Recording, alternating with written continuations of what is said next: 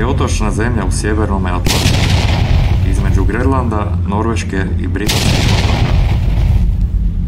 Površina Islanda obuhvaća 103.000 km2, a morska obala iznosi 4.988 km2.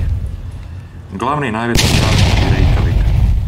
Reykjavik i okolna područja na jugozapadu zemlje dom su sa više od 2/3 stanovništva. Island je vulkanski geološki aktivan. Unutrašnjost se sastoji od visoravni koju karakteriziraju polja pijeska i lave, planine i ledenjaci, a mnoge ledene rijeke teku u more kroz nizine. Island je grijan golfskom strujom i ima umjerenu klimu, unatoč velikoj zemljopisnoj širini, neposredno izvan arktičkog kruga.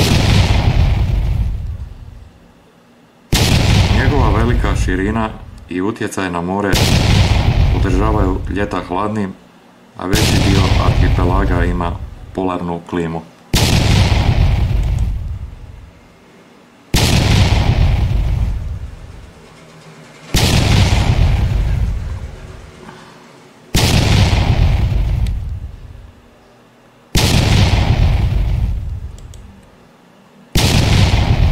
Island je bio jedan od najvećih otoka na svijetu, koje čovjek nije naselio, dok u kasnome 9. i 10. stoljeću nisu došli norveški i keltski, škotski i irski imigranti.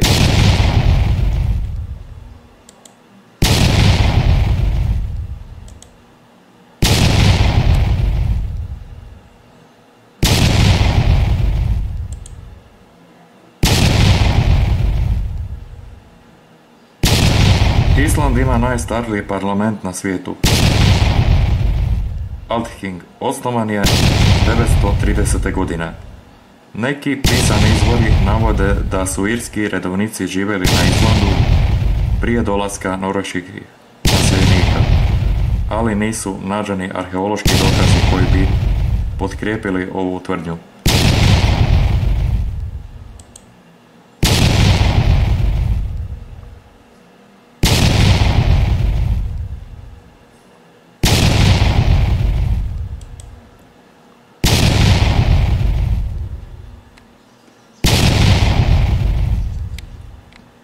Island je bio neovisan 300 godina, a zatim su njime vladali Norveška i Danska.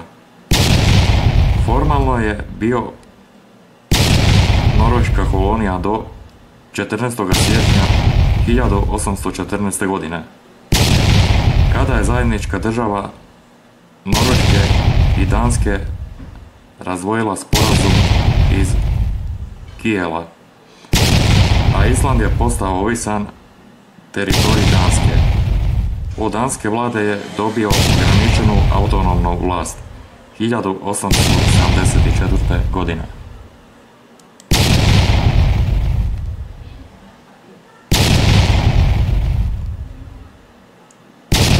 A pretokratsku neovisnost i suverenitet u unutrašnjim pitanjima 1918. godine.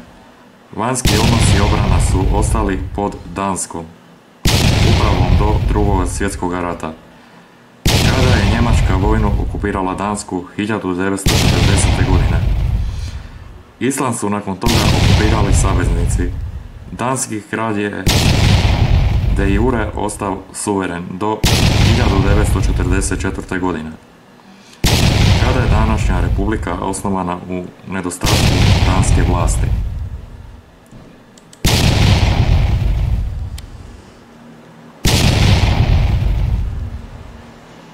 Nova republika 1950. potpisala je sporazum sa SAD-om, kojom je u Americi prodana nadležnost nad obranom Islanda. I danas SAD pod ovim sporazumom imaju vojnu bazu u Keflaviku, a Island nema svoje oružane snage. Gospodarstvo Islanda je u poslijeratnim desetljećima ostalo ovisno o ribolovu. I ova zemlja je imala više sukoba sa svojim susjedima oko ovoga resursa. Od svih sukoba su najpoznatiji bakalarski ratovi sa Britanijom.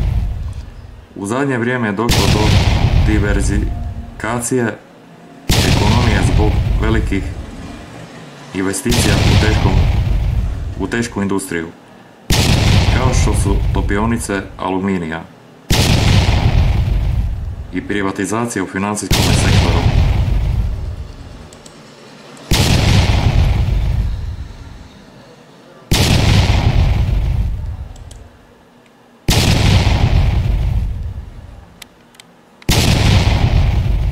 Spor oko morske granice prema norveškom otoku Jan Maniru sporazumno je riješen 1982. godine.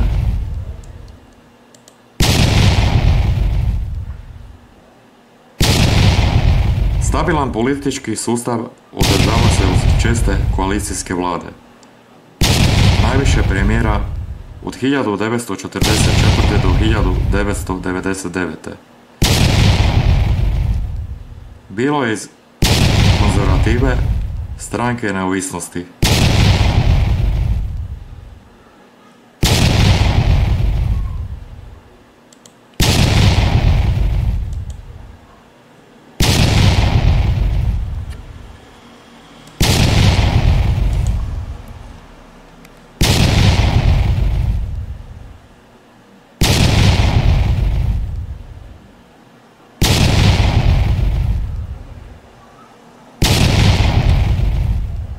Olafur Horus bio je premijer 4 puta tokom 1944. godine i 1963.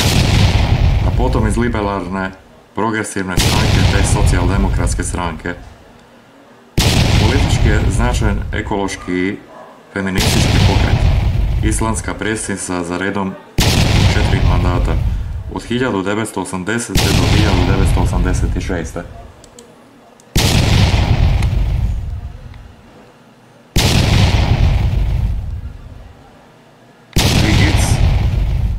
Fimbo Dotter prva je žena u svijetu koja je demokratskim putem izabrana za predsjednicu države. Nakon njezina umirovljenja za predsjednika je 1996. godine izabran Olafur Ragnar Grimesson.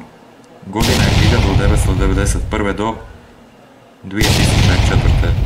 Premijer je bio David Odson iz stranke neovisnosti.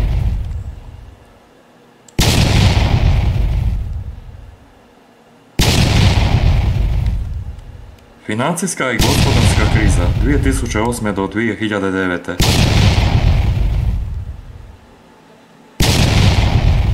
izazvala je političku nestabilnost. Od 2009. premijerka socijaldemokratkinje Johanna Sigurðardóttir na izborima u travnju 2013. pobijedile su desne stranke, Stranka neovisnosti i Napredna stranka. A premijer je postao Sigmundur David. Od 2009. godine je lider Napredne stranke zbog financijske afere Panama Papers odstupio je sa položaja u travnju 2016. godine.